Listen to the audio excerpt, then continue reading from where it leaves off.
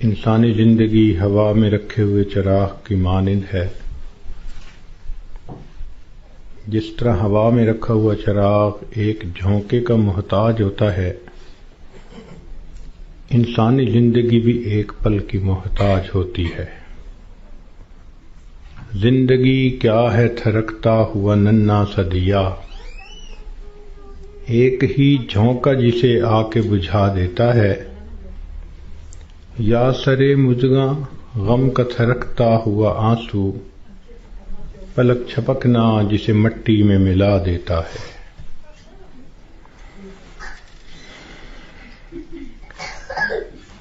اسی لیے کسی نے یہ کہا، زندگی انسان کی ہے مانند مرغ بے نوا، شاخ پر کچھ دیر بیٹھا چہچہایا اڑ گیا۔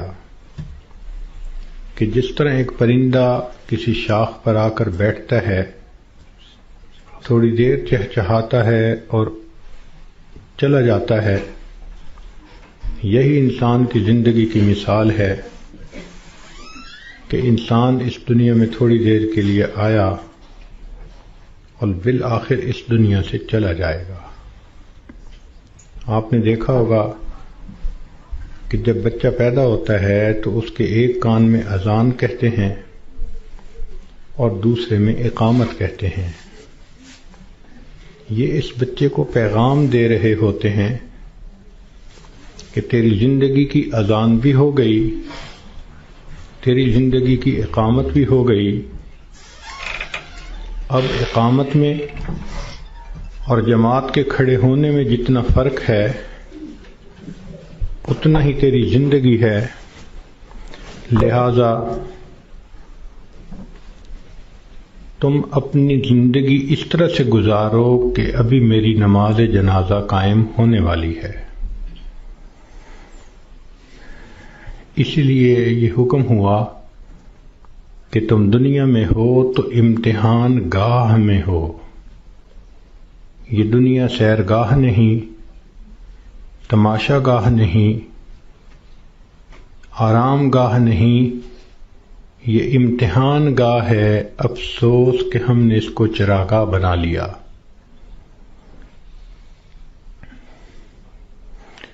اللہ رب العزت نے مومن کا گھر آخرت میں بنایا ہے۔ اس کا انحصار انسان کے اعمال پر ہے۔ چنانچہ ہر انسان کا ایک گھر جنت میں بنتا ہے، ایک جہنم میں۔ جب موت کا وقت آتا ہے تو اگر وہ جنتی آدمی ہے تو اس کو اس کا جنت کا گھر دکھایا جاتا ہے۔ اس کے دل خوش ہوتا ہے اس کو دیکھ کے، اور اسی خوشی کے عالم میں اس کی روح کو قبض کر لیا جاتا ہے۔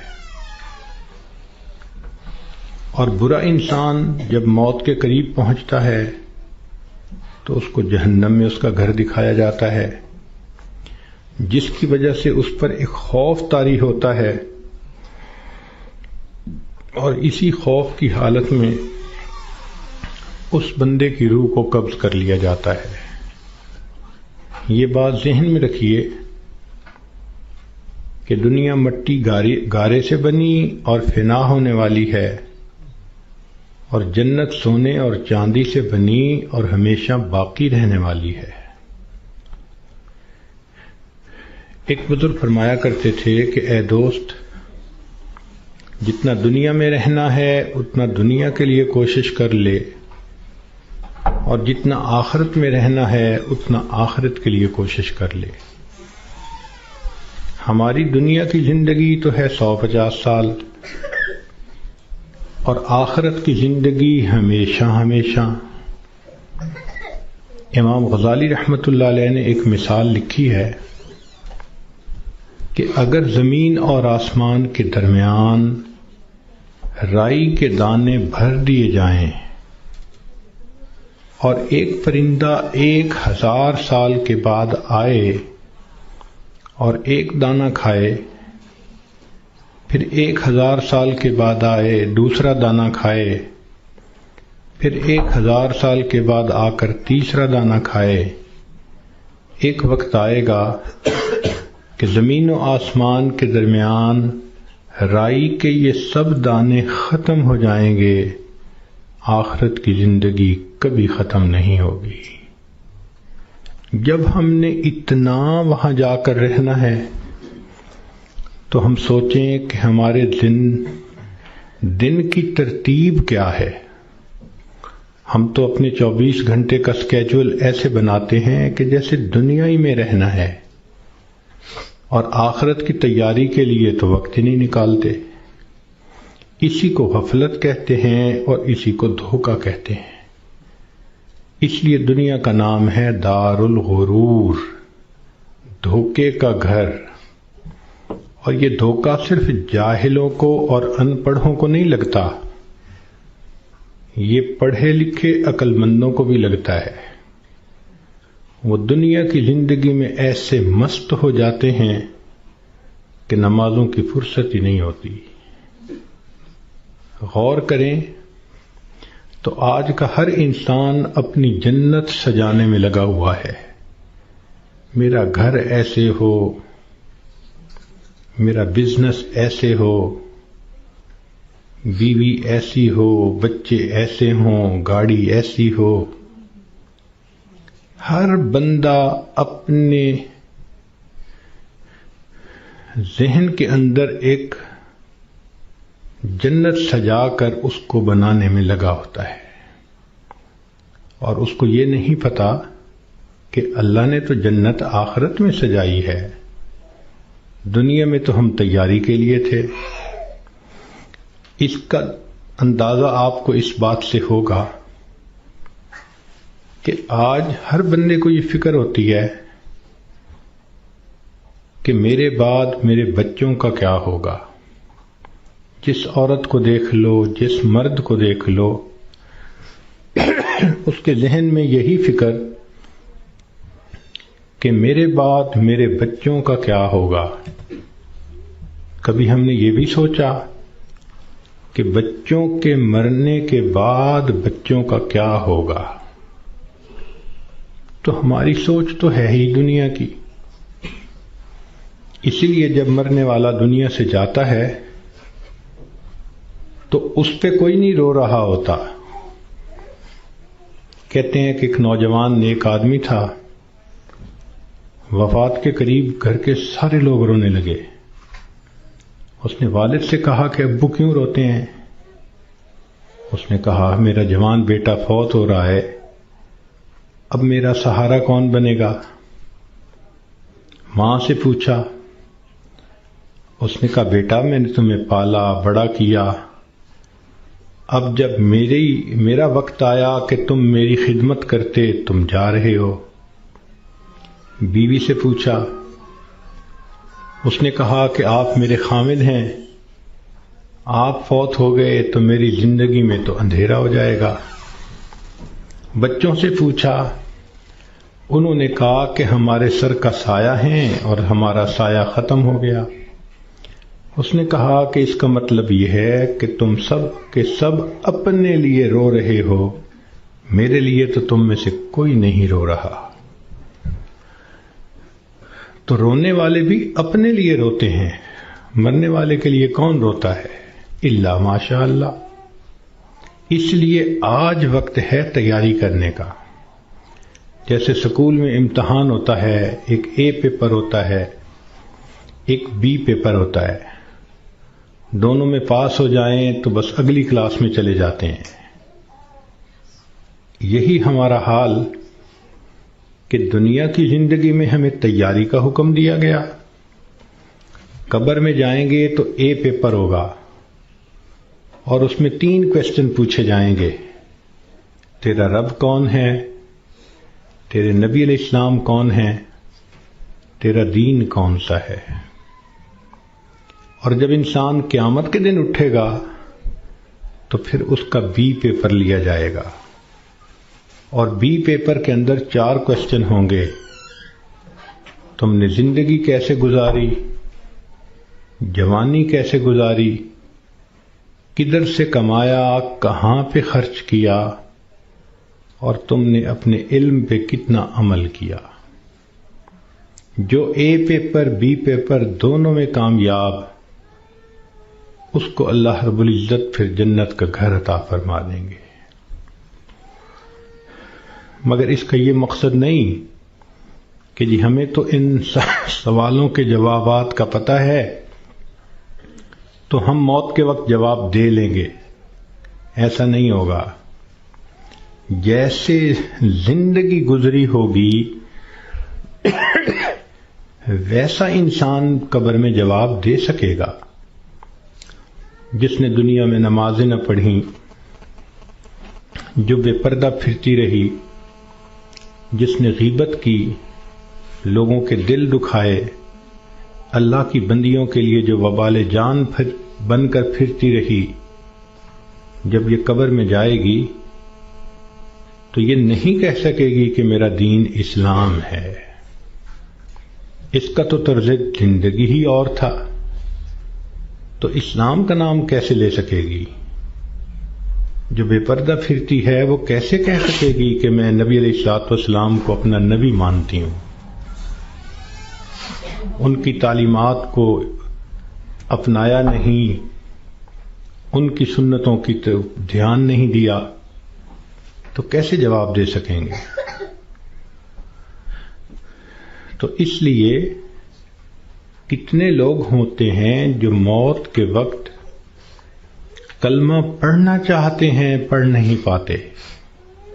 چنانچہ ایک ڈاکٹر ہیں، ڈاکٹر نور محمد صاحب، ملتان کے ہیں، انہوں نے زندگی کے 35 سال ایمرجنسی وارڈ کے اندر ڈیوٹی کی۔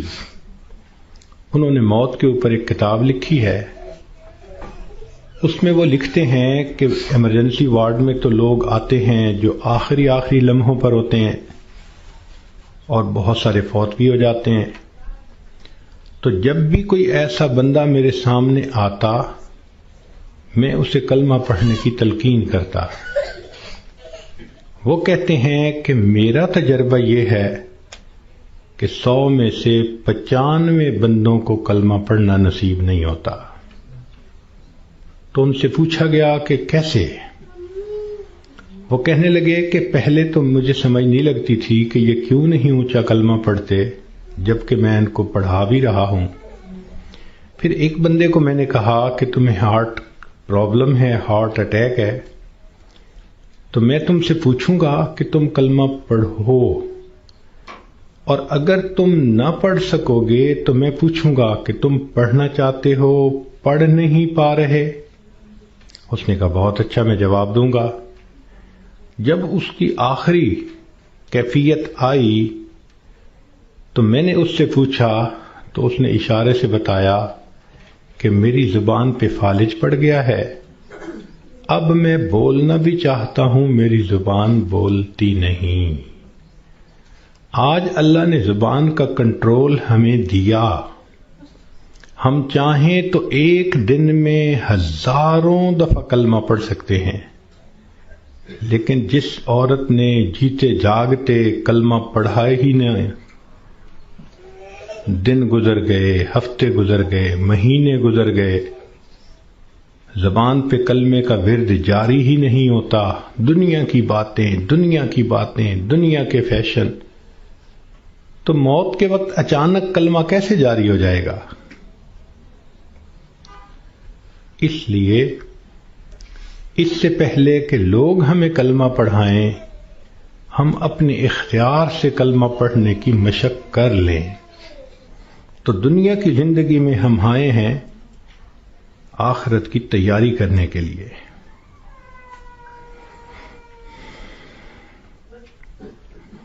ہماری مثال ایسی ہے کہ جیسے ایک آدمی کا ویزا لگ چکا ہو اور وہ بورڈنگ پاس لے کر لاؤنج کے اندر پہنچ گیا ہو اور اپنی فلائٹ کے اناؤنس ہونے کا انتظار کر رہا ہو۔ ہم نے دیکھا کہ لاؤنج میں لوگ بیٹھے ہوتے ہیں، ایک فلائٹ اناؤنس ہوتی ہے، کچھ اٹھ کے چلے جاتے ہیں، پھر دوسری اناؤنس ہوتی ہے اور اٹھ کے چلے جاتے ہیں، نئے آتے رہتے ہیں اور یہ اٹھ کے جاتے رہتے ہیں۔ بالکل زندگی کا یہی معاملہ، نئے بچے پیدا ہوتے رہتے ہیں اور جو پہلے سے موجود ہیں وہ اس دنیا سے رخصت ہوتے رہتے ہیں۔ ہم سب کا موت کا ویزا لگ چکا، ہم لاؤنج میں ہیں، کب ہماری فلائٹ ہے یہ بھی ہمیں پتہ نہیں۔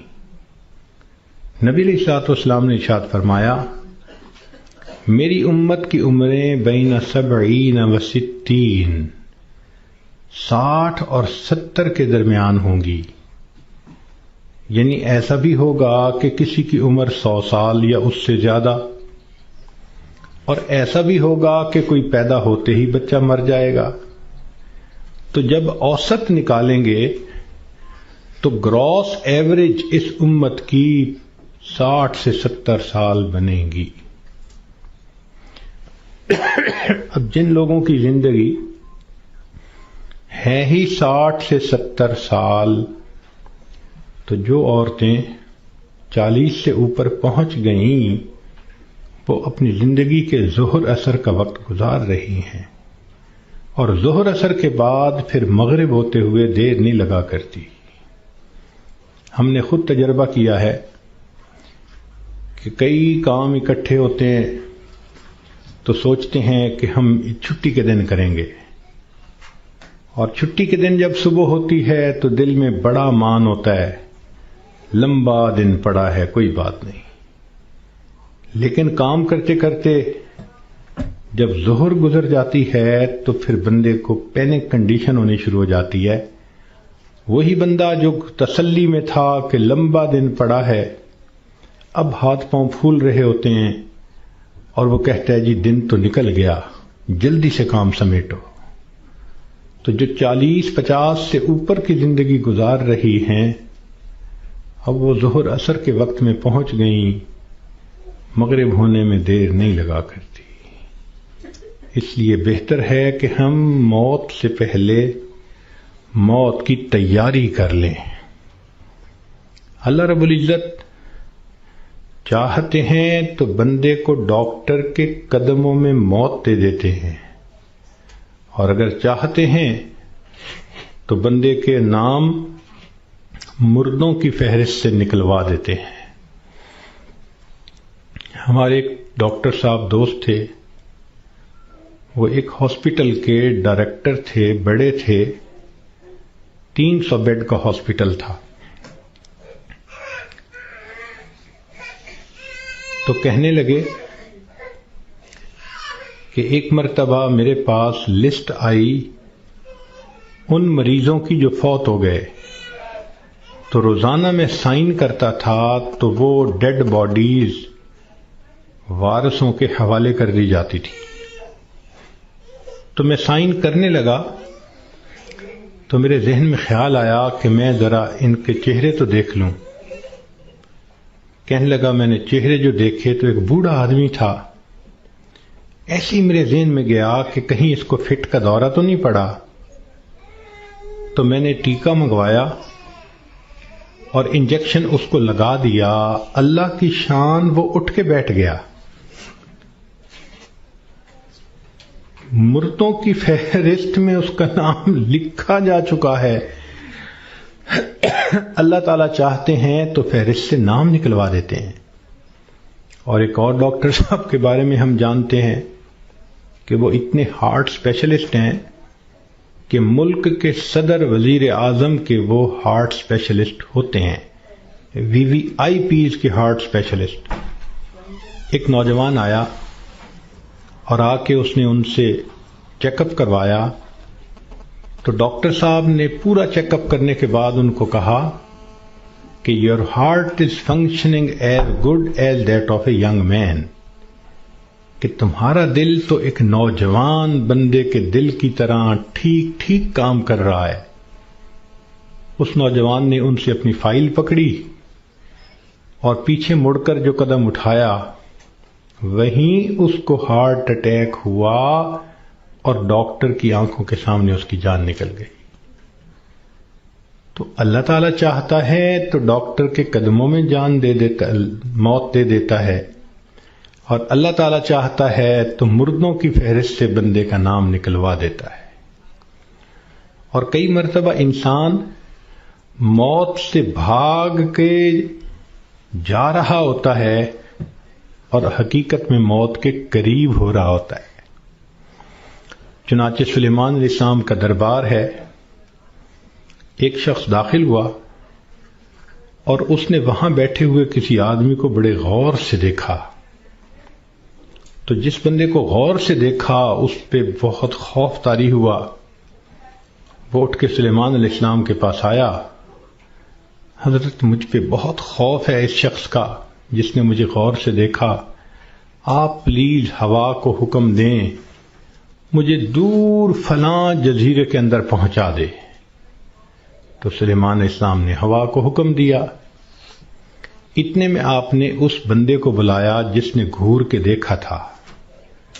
پوچھا کہ بھئی کون ہو؟ اس نے جواب دیا جی ملک الموت. تم اسے گھور کے کیوں دیکھ رہے تھے؟ تو کہنے لگے کہ میں اس لیے اس کو غور سے دیکھ رہا تھا کہ اس کی روح تو میں نے فلاں جزیرے کے اندر نکالنی ہے اور یہ آپ کے دربار میں یہاں بیٹھا ہوا ہے.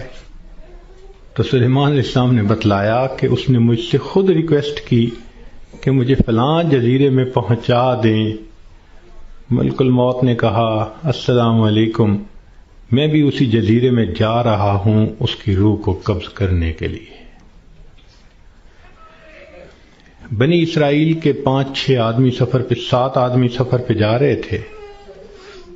اچانک بارش شروع ہو گئی، بجلی چمکنے لگ گئی. اتنی خوفناک بجلی چمک رہی تھی کہ ان کو یہ خیال ہوا کہ آج یہ ہم میں سے کسی نہ کسی کو لے کے جائے گی. وہ ایک غار کے اندر چھپ گئے، مگر بارش بھی نہ تھمتی تھی اور بجلی چمکنا بھی نہ رکتی تھی. تو انہوں نے فیصلہ کیا کہ بھئی ایسے کرو، ایک ایک کر کے باہر نکلو، جس کو بجلی نے جلانا ہوگا وہ جلا دے گی تو باقی تو سکون کا سفر کر سکیں گے. چنانچہ ایک نکلا، بجلی چمکی مگر اس کو جلایا نہیں، وہ واپس آ گیا. پھر دوسرا نکلا، خیریت سے واپس آ گیا. تیسرا نکلا، چوتھا نکلا، 6 نکلے اور 6 کے 6 کو بجلی نے نہیں جلایا. ایک باقی رہ گیا. سب کہنے لگے کہ تو منحوس ہے، بدبخت ہے، تیری وجہ سے یہ ساری مصیبت آئی ہوئی ہے، نکل باہر. اس نے کہا میں نہیں نکلتا. سب زور لگا رہے ہیں، کہہ رہے ہیں، لڑ رہے ہیں کہ نکل باہر. وہ کہتے نہیں نکلتا. وہ ایسا وہاں پر جمع کہ اس نے کہا جو مرضی کر لو، میں غار سے باہر نہیں نکلوں گا. تو کچھ دیر کے بعد ان کے ذہن میں خیال آیا کہ اگر یہ باہر نہیں نکلتا تو ہم تو سب ایک ایک کر کے نکل چکے، چلو ہم نکلتے ہیں اور ہم سفر پہ چلتے ہیں، یہ اندر ہی رہے. جیسے ہی وہ 6 کے 6 باہر نکلے، بجلی چمکی اور 6 کے 6 کو موت آ گئی. اب یہ سب دھکیل رہے تھے 7ویں کو، اور ان کو یہ نہیں پتا تھا کہ موت کا وقت تو ہمارا قریب آ چکا. کہتے ہیں کہ 2 چور کسی گھر میں آئے چوری کرنے کی نیت سے. تو ایک بڑھیا اور بوڑھا کمرے میں سوئے ہوئے تھے. انہوں نے ان دونوں کو رسیوں سے باندھ دیا چارپائیوں کے ساتھ، اور دونوں کی چارپائیاں اٹھا کر صحن میں رکھ دیں، منہ پہ ٹیپ لگا دی تاکہ ہم کمرے میں تسلی کے ساتھ سامان کو کھولیں گے اور قیمتی سامان کو لے جائیں گے. جیسے میاں بیوی کی چارپائیاں انہوں نے صحن میں رکھیں، یہ کمرے کے اندر گئے کہ ہم چوری کرتے ہیں. اچانک کمرے کی چھت گری اور یہ دونوں چور دب کر مر گئے. محلے والے آ گئے، شور ہوا تھا. اب وہ حیران کہ میاں بیوی تو رسیوں سے بندھے ہوئے ہیں. ان سے پوچھا بھئی تمہیں باہر کس نے نکالا؟ ان کا ہمیں تو پتہ نہیں، ہم تو اندر سوئے ہوئے تھے. ان کو کھولا گیا، جب ملبہ ہٹایا گیا تو اس کے اندر 2 چوروں کی لاشیں دبی ہوئی تھیں. پتہ چلا کہ چور ان کو نکال رہے تھے کہ ہم چوری کریں گے، اور ان کو یہ نہیں پتا تھا کہ ہم اپنی موت کا خود انتظام اپنے ہاتھوں سے کر رہے ہیں. تو انسان کئی مرتبہ موت سے دور بھاگتا ہے اور حقیقت میں وہ موت کے قریب سے قریب تر ہو رہا ہوتا ہے. اس لیے ہمیں چاہیے کہ ہم موت کی تیاری کریں. مہلت ہر ایک کو ملی ہے، کسی کو کم کسی کو زیادہ. اس مہلت سے جو فائدہ اٹھائیں وہ خوش نصیب انسان ہے. اس دنیا میں آپ کو اللہ کا منکر تو مل جائے گا، رسالت کا منکر بھی مل جائے گا، دین کا منکر بھی مل جائے گا. اس دنیا میں آپ کو موت کا منکر کوئی نہیں مل سکتا. دہریے سے دہریہ بھی ہوگا تو یہ مانے گا کہ ایک دن مجھے موت آنی ہے. جب موت آنی ہی ہے تو کیوں نہ انسان اس کے لیے تیاری کر لے. اور موت کی تیاری یہ نہیں کہ انسان جاگنگ کرے اور ویٹ لفٹنگ کرے اور ایکسرسائز کرے، نہیں. موت کی تیاری یہ ہے کہ انسان اپنے پچھلے گناہوں سے توبہ کر لے، آئندہ نیکوکاری کی زندگی گزارنے کا ارادہ کر لے، اور جو لوگوں کے حقوق اس پر ہیں ان سے معافی مانگ لے. ہم نے دیکھا کہ بسا اوقات جو بندہ بیمار ہوتا ہے اس کے ساتھ اوپر والے ظلم کرتے ہیں. ظلم کا کیا مطلب؟ کہ اس کو حقیقت نہیں بتاتے کہ بیماری کتنی ہے، تسلی دیتے رہتے ہیں، اور وہ جھوٹی تسلی ہوتی ہے. ابو ٹھیک ہو جائیں گے، امی ٹھیک ہو جائیں گی، اور وہ سمجھتے ہیں کہ ہم بڑا نیکی کا کام کر رہے ہیں. وہ جی بتائیں گے تو ابو کو شوق لگے گا. بھائی شوق تو ان کو لگے گا جب اچانک موت آ جائے گی. یہ بہتر نہیں کہ ان کو پہلے سے انفارم کر دیا جائے کہ جی بیماری خطرناک ہے، زندگی کا پتہ نہیں، ابو کلمہ پڑھ لیں، ابو تیاری کر لیں. اوپر والے ظلم کرتے ہیں بندے کے ساتھ. چنانچہ ایک مرتبہ میں اپنا واقعہ آپ کو سناتا ہوں. ایک صاحب تھے جو سیکٹری لیول کے تھے، بہت لکھے پڑھے اور بڑی ان کی تنخواہ اور گاڑیاں اور ٹیلنٹڈ انسان. ان کی ریٹائرمنٹ ہوئی تو وہ بیمار ہوئے تو ہاسپٹل میں تھے. گھر آئے تو ہم ان کی تباہ پرسی کے لیے حاضر ہوئے. تو جب اس کے بڑے بیٹے نے مجھے دیکھا تو کہنے لگا حضرت صاحب میرے ابو کے لیے دعا کر دیں، ڈاکٹر نے تو ہمیں جواب دے دیا ہے اور کہا ہے کہ بس ہفتے 10 دن کی بات ہے، ان کے اندر کینسر پھیل چکا. لیکن ہم نے ابو کو نہیں بتایا. آپ بھی پلیز ابو کو نہ بتانا. میں خاموش رہا. خیر اندر گئے، ملاقات ہوئی. تھوڑی دیر کے بعد میں نے انہیں کہا جی کہ مجھے آپ سے کوئی بات کرنی ہے. تو انہوں نے سب کو جانے کا حکم دے دیا کہ بھی کمرے سے جاؤ، میں حضرت جی سے کوئی بات کرنا چاہتا ہوں. جب وہ اکیلے ہو گئے تو میں نے ان سے بات کی کہ دیکھیں زندگی کا کوئی بھروسہ نہیں، کوئی نہیں جانتا کہ کب موت آئے گی. کیا پتا میری موت پہلے آئے، کیا پتا آپ کی موت پہلے آئے. ہم نے آنکھوں سے دیکھا ہے بوڑھا باپ جوان بیٹے کی لاش کو دفن کر رہا ہوتا ہے، اور کئی مرتبہ جوان باپ اپنے نوزائیدہ بچے کی لاش کو دفن کر رہا ہوتا ہے. تو یہاں کیا بھروسہ زندگی کا؟ کہنے لگے بالکل صحیح بات ہے. میں نے کہا کہ بات یہ ہے کہ آپ کی جو رپورٹیں ہیں ان سے پتہ چلتا ہے کہ آپ کے اندر کینسر بہت پھیل چکا، اور ڈاکٹروں نے ہفتہ 10 دن کا وقت دیا ہے. تو بہتر یہ ہے کہ آپ تیاری کر لیں. یہ بات سنتے ہی اس کی آنکھوں میں چمک آ گئی اور وہ مجھے کہنے لگا کہ حضرت صاحب آپ نے سچ کہا، یہ سارے لوگ مجھے جھوٹی تسلیاں دے رہے تھے، مجھے کنفیوز کر رہے تھے۔ میرا دل کہتا تھا کہ میری بیماری خطرناک ہے، اور یہ اوپر والے کہتے تھے، رپورٹ بھی نہیں دکھاتے تھے، کہتے تھے بس ٹھیک ہو جائے گا، آپ فوراً ٹھیک ہو جائیں گے۔ تو اللہ آپ کا بھلا کرے، آپ نے مجھے بتا دیا۔ میں نے تو اب اپنے پوتے پوتیوں کو، نواسے نواسیوں کو دیکھ لیا، کتنا بندے نے رہنا ہوتا ہے، تو چلو مجھے اندازہ تو ہو گیا۔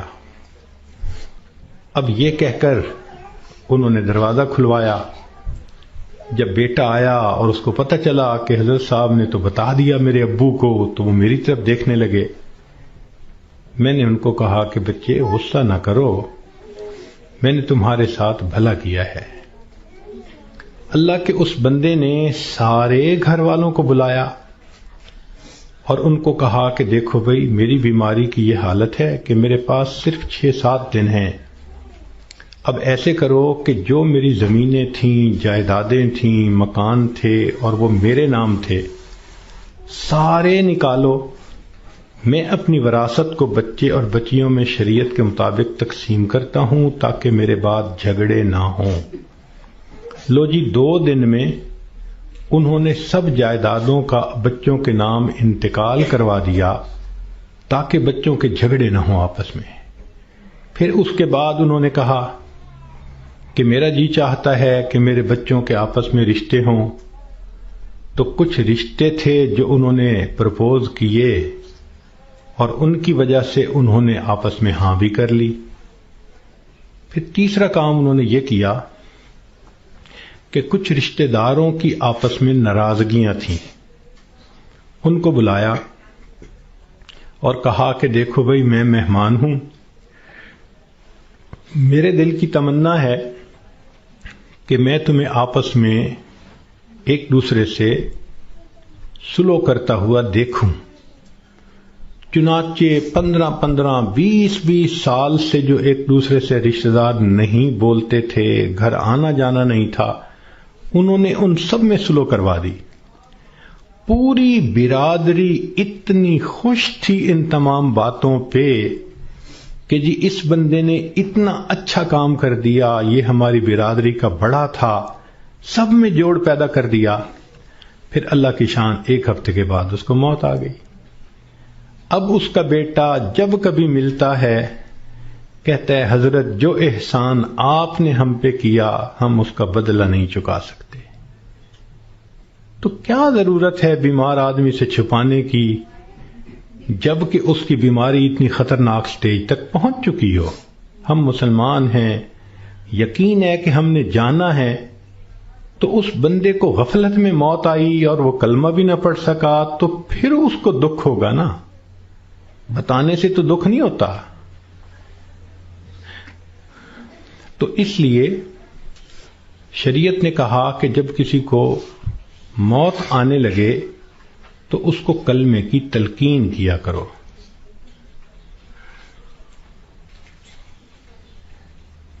ہم نے یہ دیکھا ہے کہ ادھر بندے کے آخری لمحہ ہوتا ہے اور ادھر بیوی جو ہے آگے بڑھتی ہے اور بیٹی کو کرتی ہے، آپ نے پہچانا اسے، یہ کون ہے؟ یہ دیکھو یہ تسنیم آئی ہے، یہ دیکھو یہ پروین آئی ہے۔ حالانکہ وہ لمحہ اس بندے کے لیے اللہ کے ذکر کا وقت ہوتا ہے، یکسوئی کا وقت ہوتا ہے۔ تو یہ مسئلہ سمجھ لیں کہ جب کسی مریض یا مریضہ کو دیکھیں کہ اب آخری لمحے ہیں، مت تعارف کریں اور کروائیں۔ ساری زندگی اس کو تعارف ہوتا رہا، اب تو رب سے تعارف ہونے کا وقت ہے۔ اب کیوں اس کو غافل کرتے ہیں؟ کیوں اس کی توجہ کو ہٹاتے ہیں؟ کہتے ہیں کہ ایک بزرگ تھے، 3 سال کی بیٹی تھی، حفصہ اس کا نام تھا۔ ایک دن ان کے اوپر ہارٹ اٹیک ہوا اور وہ اسی کنڈیشن میں آنکھیں بند کر کے اللہ سے لو لگا کے پڑے ہوئے تھے۔ وہ حفصہ آئی اور دستور کے مطابق چارپائی پر چڑھی، ان کے سینے کے اوپر لیٹ گئی اور ان کی آنکھیں کھولنے لگی، باتیں کرنے لگی۔ وہ خاموش رہے تو حفصہ کہنے لگی ابو آپ مجھ سے بات نہیں کرتے، لو میں بھی آپ سے بات نہیں کرتی، میں نے آپ سے کاٹی کر دی۔ یہ کہہ کے وہ بچی دوسرے کمرے میں چلی گئی اور وہاں جا کے اس نے رونا شروع کر دیا۔ ماں نے دیکھا بیٹی رو رہی ہے تو وہ آئی، بیٹی کیوں رو رہی ہو؟ اس نے کہا ابو مجھ سے نہیں بولتے، میں ابو سے نہیں بولتی۔ تو ماں اپنی بیٹی کو اٹھا کے لائی اور ان کے پاس آ کر کہنے لگی دیکھیں نا آپ حفصہ سے نہیں بول رہے، یہ آپ سے ناراض ہو گئی ہے، آپ حفصہ کو منا لیں۔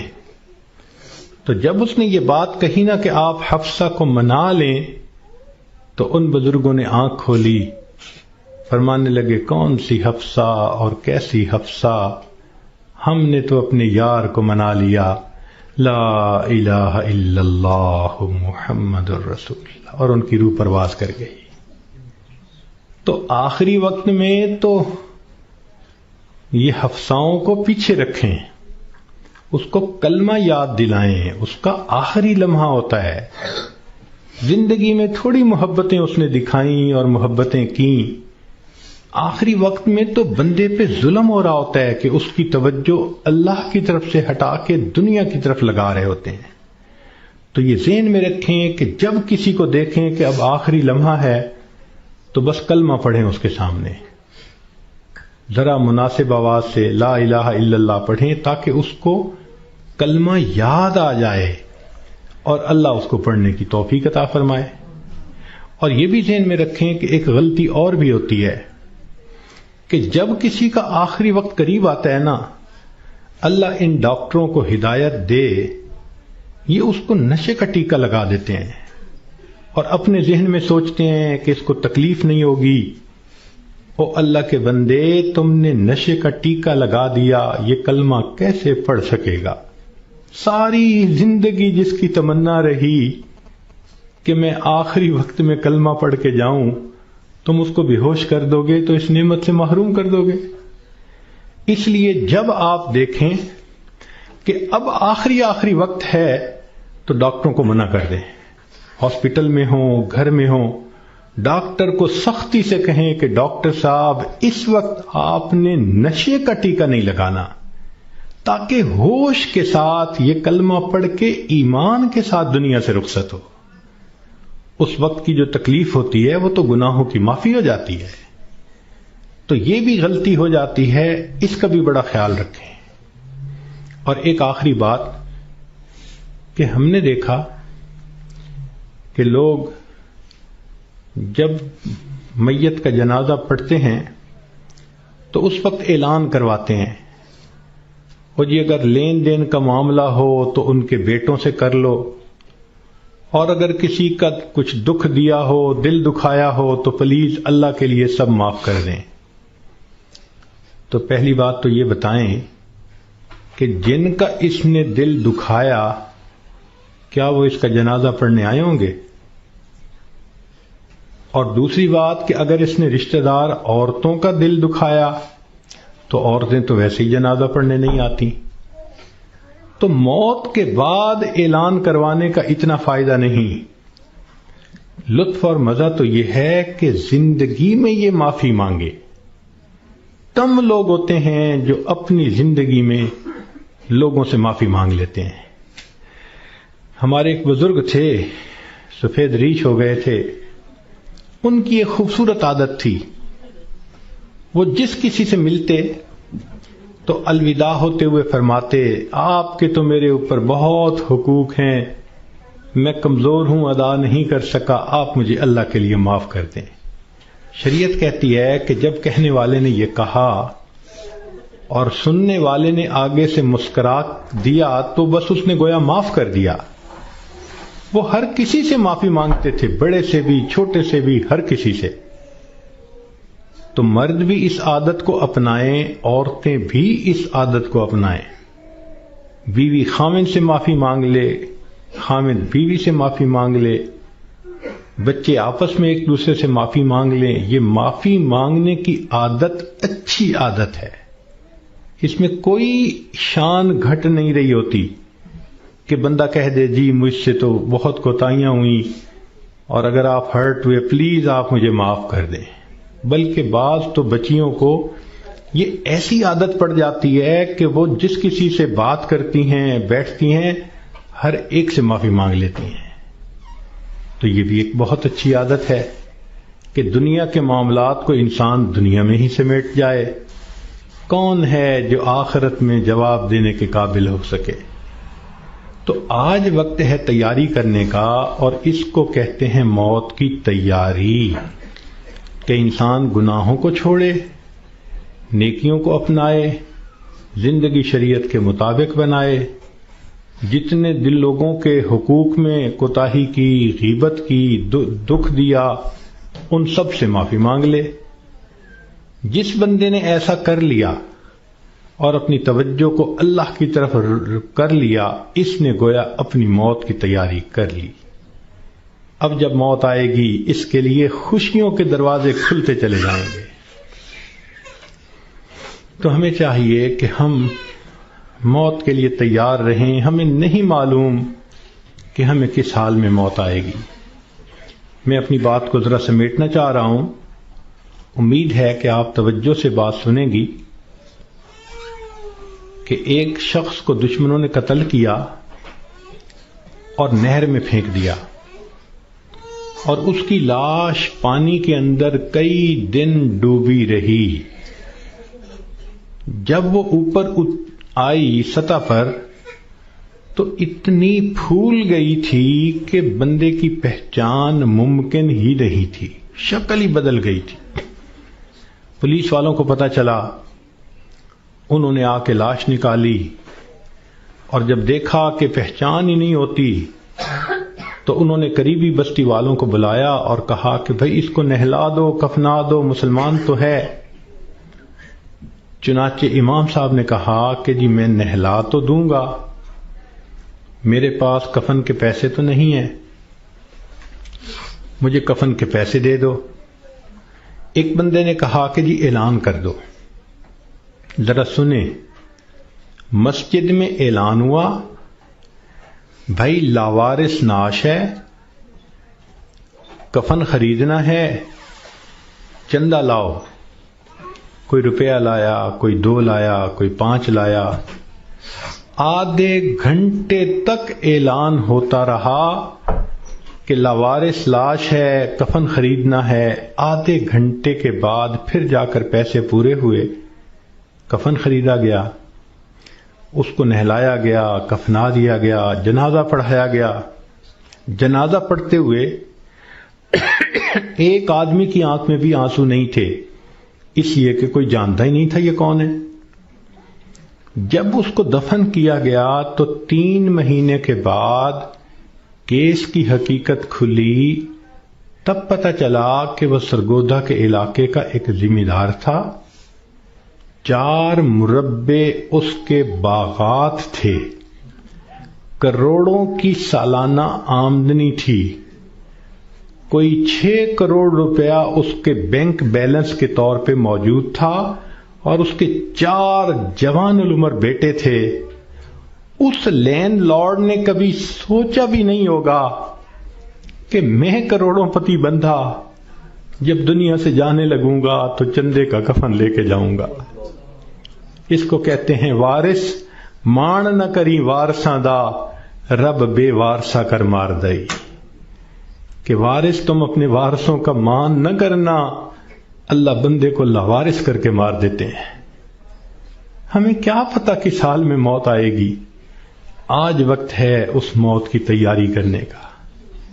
اس لیے امام غزالی رحمۃ اللہ علیہ فرماتے ہیں، اے دوست تجھے کیا معلوم کہ بازار میں وہ کپڑا پہنچ چکا ہو جسے تیرا کفن بننا ہے۔ ہم نہیں جانتے کب ہمارا کفن بازار میں آ جائے گا۔ لوگ یعنی شادی اور بیاہ میں مشغول ہوتے ہیں اور ان کو نہیں پتہ ہوتا ان کے کفن کا کپڑا پہنچ چکا ہوتا ہے۔ اس لیے چاہیے کہ ہم موت کی تیاری کریں، نیکی کریں، جھوٹ کی زندگی سے بچیں، سچ کی زندگی کو اختیار کریں، نبی علیہ السلام کی ایک ایک سنت کو اپنائیں تاکہ موت کے لیے ہم بھی تیار رہیں. کیا معلوم کب جانا پڑ جائے. ہمارا حال تو وہی ہے کہ بارات پہنچ گئی تھی اور لڑکی والے لڑکی کے کان سلوانے گئے ہوئے تھے کہ جی ہم نے کانوں میں بالیاں ڈالنی ہیں. جیسے اس لڑکی والوں کو شرمندگی ہوئی وہی حال ہمارا ہے کہ ملک الموت پہنچ جائیں گے اور ہم نے ابھی تیاری ہی نہیں کی ہوگی. ہم نے کتنی بار آنکھوں سے دیکھا جوان العمر بیٹا چارپائی کے اوپر لیٹا ہوا ہوتا ہے، ماں آگے بڑھتی ہے، بیٹے تجھے کیا ہوا مجھے بتاؤ تو صحیح. بیٹا خاموش ہوتا ہے. ماں رو کر کہتی ہے بیٹے تم تو میری ہر بات پہ لبیک کہا کرتے تھے، تم میرے اتنے فرما بردار بیٹے تھے، کیا ہوا؟ بیٹا اپنی اماں سے نہیں روٹھا کرتے، نہیں خفا ہوتے، بتاؤ تمہیں کیا ہوا. بچہ خاموش ہوتا ہے.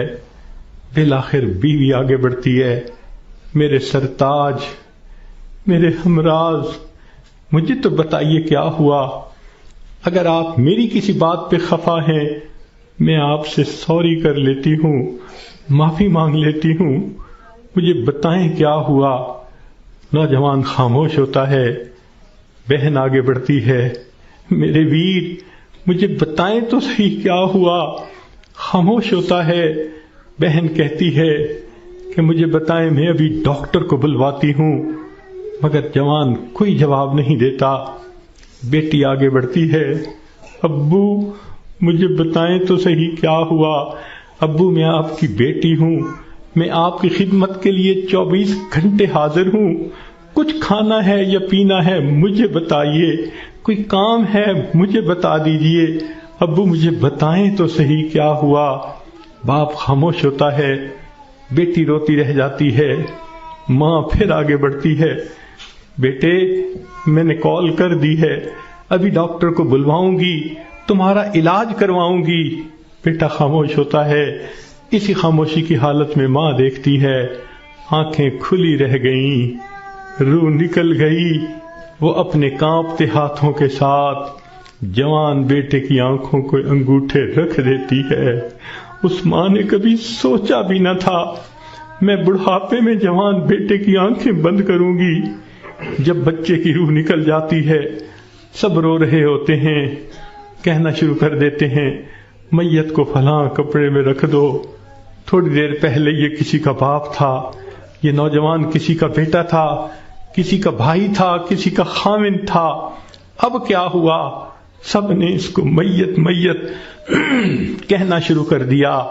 تو جواب ملے گا اصلی انسان تو چلا گیا، یہ اس کا جسم باقی ہے، اس کو بھی ہم اس کے اصلی گھر پہنچائیں گے.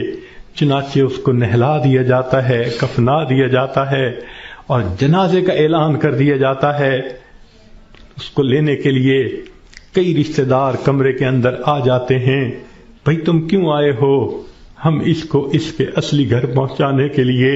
بھئی یہ گھر بھی تو اسی کا تھا، اسی نے پلاٹ خریدا، اسی نے نقشے بنوائے، اسی نے کمرہ بنوایا، اسی نے یہ مکان بنوایا، ماربل لگوایا، کہاں کہاں سے فرنیچر ڈھونڈا، کہاں کہاں سے بجلی کی فٹنگ خرید کے لایا. ابھی تو دیواریں بھی میلی نہیں ہوئی، تم اس کو لینے آ گئے ہو. سب کہیں گے یہ تو عارضی گھر تھا، اصلی گھر تو آگے ہے. 2 گز زمین کا ٹکڑا، چھوٹا سا تیرا گھر ہے. سب اس کو کندھوں پہ اٹھا لیتے ہیں.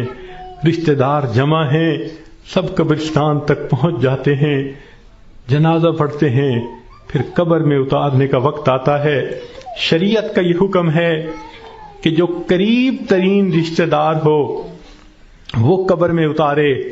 ہم نے اپنی آنکھوں سے یہ منظر دیکھے، جوان بیٹے کو باپ قبر میں اتار رہا ہوتا ہے، بھائی کو بھائی قبر میں اتار رہا ہوتا ہے. اللہ کی شان، یہ تو شریعت کی مہربانی ہے.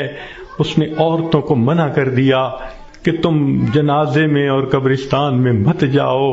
اگر کبھی عورتوں کو بھی حکم ہوتا کہ تم جاؤ اور اپنے بیٹے کو دفن کر کے آؤ، مجھے تو لگتا ہے کتنی مائیں ہوتی جو جوان بیٹے کے ساتھ خود بھی دفن ہونا پسند کرتی. کیسی عجیب اللہ تعالیٰ نے مردوں کو ہمت دی ہوتی ہے. جوان بیٹے کو جس کے جسم پہ کبھی میلا کپڑا بھی باپ برداشت نہیں کرتا تھا، آج اس کو زمین پہ لٹا دیتا ہے، اپنے ہاتھوں سے مٹی ڈال دیتا ہے. بھائی مٹی ڈالتے ہیں، دوست مٹی ڈالتے ہیں، منو مٹی کے نیچے اس کو دبا کے اللہ کے حوالے کر کے آ جاتے ہیں. جب اللہ کے حوالے ہونا ہی ہے، اے انسان تو اپنے آپ کو آج اللہ کے حوالے کر دے. اللہ میں اپنے آپ کو آپ کے حوالے کرتی ہوں، جو آپ کا حکم ہوگا میں اس پہ چلوں گی، جو گناہ ہوگا میں اس سے بچوں گی. آج حوالے کریں گے تو اس کا فائدہ ہوگا. چنانچہ انسان کو بالآخر اللہ کے حضور جانا ہی ہے.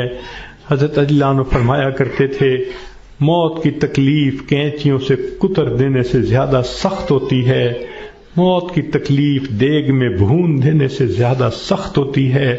اگر موت کی تکلیف کا اندازہ لگانا ہو تو آپ عورتوں کو تو بہت آسانی سے لگ سکتا ہے. کئی مرتبہ آگ پہ کھانا بناتے ہوئے آپ کی انگلی جلی ہوگی، کتنے دن اس کی تکلیف رہتی ہے. کیوں کہ جہاں سے انگلی جلی وہاں کے گوشت سے روح سمٹ کر باقی جسم کے اندر آ گئی. اگر اتنی تھوڑی سی جگہ سے روح سمٹ گئی، اتنی تکلیف ہے. جب پورے جسم سے روح سمیٹ لی جائے گی اس وقت تکلیف کیا ہوگی، ذرا اس کو یاد کر لیجئے. آج وقت ہے ہم اس کی تیاری کر لیں، پھر موت کے وقت تکلیف ایسی نہیں ہوگی. چنانچہ حدیث پاک میں آتا ہے جب مومن کی موت کا وقت آتا ہے اللہ تعالیٰ ملک الموت کو بھیجتے ہیں، جنت کے فرشتوں کو بھی بھیجتے ہیں. وہ جنت کی خوشبوؤں کے رومال بھی لے کے آتے ہیں اور اس بندے کے سینے پہ خوشبوؤں والا رومال رکھ دیتے ہیں. اس بندے کو جنت کی خوشبو آتی ہے، اس کا دماغ معطر ہو جاتا ہے اور اس کی روح کو ایسے قبض کرتے ہیں جیسے مکھن میں سے بال نکال لیتے ہیں. جب اس کی روح کو لے کے چلے جاتے ہیں اللہ تعالیٰ فرشتوں کو حکم فرماتے ہیں، دیکھو یہ میرا نیک بندہ تھا، روح کو قبض کر لیا گیا، اب جدھر سے اس کا جنازہ گزرے گا تم راستے کے دونوں طرف ادب سے کھڑے ہو جاؤ. سبحان اللہ، مومن کی کیا شان ہے. جہاں جہاں سے جنازہ گزرتا ہے فرشتے راستے کے دونوں طرف ادب سے کھڑے ہوتے ہیں. حدیث پاک میں آتا ہے جس جگہ یہ بیٹھ کر نماز پڑھتا تھا زمین کا وہ ٹکڑا رو رہا ہوتا ہے، جہاں قرآن پڑھا کرتا تھا زمین کا وہ حصہ رو رہا ہوتا ہے، آسمان کے وہ دروازے روتے ہیں جہاں سے اس کے لیے رزق اتارا جاتا تھا. سبحان اللہ، یہ اللہ کے عاشق کی موت ہے. اس لیے کہا گیا کہ عاشق کا جنازہ ہے، ذرا دھوم سے نکلے، محبوب کی گلیوں سے ذرا گھوم کے نکلے. یہ عاشق کا جنازہ جا رہا ہے. پھر اس کو جب دفن کیا جاتا ہے حدیث پاک میں آتا ہے اللہ تعالیٰ فرشتوں کو فرماتے ہیں یہ میرا بندہ دنیا سے تھکا ماندہ آیا ہے، جاؤ اور اس کو جا کر کہہ دو نم کنومت العروس، دلہن کی نیند سو جا. فرشتہ آ کے خوشخبری دے دیتا ہے تم دلہن کی نیند سو جاؤ. یہاں محدثین نے نکتہ لکھا، یہ کیوں نہ کہا میٹھی نیند سو جاؤ، آرام کی نیند سو جاؤ، گہری نیند سو جاؤ، یہ کیوں کہا کہ دلہن کی نیند سو جاؤ؟ تو اس کا جواب انہوں نے یہ دیا کہ دلہن جب پہلی رات اپنے کمرے میں جا کر سوتی ہے اس کو وہی جگاتا ہے جو اس کا خاوند، اس کا محبوب ہوتا ہے. یہ مومن آج قبر میں دلہن کی نیند سو رہا ہے، کل قیامت کا دن جب ہوگا اس کو وہی جگائے گا جو اس کا محبوب حقیقی ہوگا. چنانچہ مومن قبر سے اٹھے گا، آواز آئے گی یا ایتھا النفس المطمئنہ ارجعی الی ربک راضیۃ مرضیہ فادخلی فی عبادی وادخلی جنتی. مومن کی آنکھ کھلے گی، اللہ تعالیٰ مسکرا کر اس کا استقبال کریں گے. یہ کیسا خوش نصیب انسان ہے کہ جس نے اچھی زندگی گزاری، آج یہ دنیا سے آخرت کی طرف کامیاب ہو کر چلا گیا۔ اللہ تعالی ہمیں بھی ایسی کامیابی والی زندگی گزارنے کی توفیق عطا فرمائے۔ وآخر دعوانا ان الحمد للہ رب العالمین۔ کچھ مستورات کی طرف سے یہ پیغام تھا، وہ توبہ طائب ہونا چاہتی ہیں، بیعت کرنا چاہتی ہیں، تو دل میں یہ نیت کر لیجئے کہ ہم زندگی کے پچھلے سب گناہوں سے سچی پکی توبہ کر رہی ہیں اور آئندہ نیکوکاری کی زندگی گزارنے کا دل میں ارادہ کر رہی ہیں۔ جیسے نیت ہوتی ہے ویسے مراد مل جاتی ہے۔ نیت کیجئے اللہ ہمیں آئندہ سچی اور سچی زندگی گزارنے کی توفیق عطا فرما۔ الحمدللہ وکفا وسلام علی عبادہ الذین اصطفی، اما بعد۔ یہ کلمات جو میں پڑھوں گا پیچھے پیچھے پڑھتی جائیے۔ بسم اللہ الرحمن الرحیم، لا الہ الا اللہ محمد الرسول اللہ، آمنت باللہ وملائکتہ وکتبہ ورسلہ والیوم الآخر والقدر خیرہ وشرہ من اللہ تعالی والبعث بعد الموت۔ آمنت باللہ کما ہوا باسمائہ وصفاتہ وقبلت جمیع احکامہ اقرار باللسان وتصدیق بالقلب۔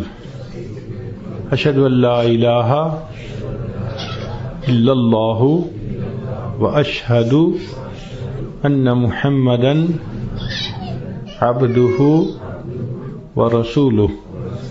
استغفر اللہ ربی من کل ذنب واتوب الیہ برحمتک یا ارحم الراحمین۔ بس ان کلمات کو پڑھنے سے اب آپ بیت ہو چکی ہیں۔ چند معمولات ہیں جن کو اگر آپ باقاعدگی سے کریں گی تو اللہ تعالیٰ آپ کے دل کو منور فرما دیں گے۔ ان میں سے پہلی چیز ہے 100 مرتبہ استغفار صبح و شام پڑھنا، استغفر اللہ ربی من کل ذنب واتوب الیہ۔ اور دوسرا ہے 100 مرتبہ درود شریف صبح و شام پڑھنا، اللہم صلی علی سیدنا محمد وعلی آل سیدنا محمد وبارک وسلم۔ تیسرا ہے قرآن مجید کی تلاوت کرنا، ایک پارہ کریں تو بہت اچھا، ورنہ آدھا پارہ صحیح۔ اور چوتھی چیز ہے کہ چلتے پھرتے ہر وقت دل میں اللہ کا دھیان رکھنا۔ اور پانچویں چیز ہے مراقبہ کرنا۔ مراقبے کا طریقہ یہ ہے کہ ساری دنیا کے خیالات سے آپ تھوڑی دیر کے لیے اپنے آپ کو فارغ کر لیں، آنکھوں کو بند کر لیں، سر کو جھکا لیں، دنیا اور جو کچھ دنیا میں ہے اس سے ہٹ کٹ کے اللہ رب العزت کی یاد میں ڈوب جائیں اور یہ سوچیں کہ اللہ رب العزت کی رحمت آ رہی ہے، دل میں سما رہی ہے، دل کی ظلمت اور سیاہی دور ہو رہی ہے، اور میرا دل اللہ اللہ اللہ، یہ میرا دل کہہ رہا ہے، دل بول رہا ہے اور میں سن رہی ہوں۔ 10-15 منٹ اس طرح بیٹھنے سے آپ کے دل کے اندر اللہ کی محبت بھرے گی۔ ابھی تھوڑی دیر دعا سے پہلے اس کی مشق کر لیں۔ جتنی عورتیں بیٹھی ہیں تھوڑی دیر آنکھوں کو بند کر لیں اور اپنے دل کی طرف دھیان کریں کہ میرا دل اللہ اللہ اللہ کہہ رہا ہے۔